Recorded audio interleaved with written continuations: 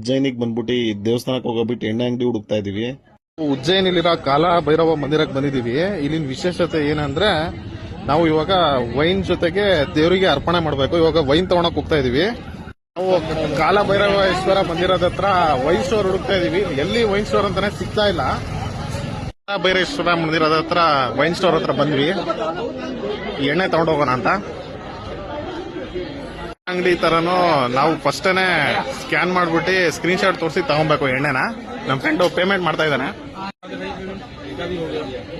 180 rupees ತಗೊಂಡ್ವಿ. ಏನಂತಾನೆ ನೋಡು ಹೋಗಿ. ಯಾವ್ದೋ ಕಾಮಂಡ ಅಂತ ನಡಿ.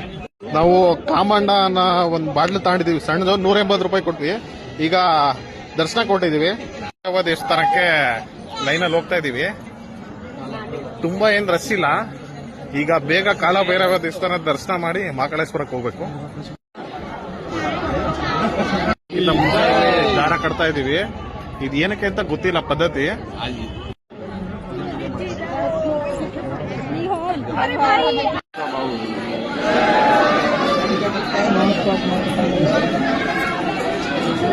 ದರ್ಶನ ತುಂಬಾ ಚೆನ್ನಾಗಾಯ್ತು. ಸ್ವಲ್ಪ ಎಣ್ಣೆನ ದೇವರಿಗೆ ಅರ್ಪಣೆ ಮಾಡಿ ಮತ್ತೆ ಬಾಟ್ಲು ವಾಪಸ್ ಕೊಟ್ರು.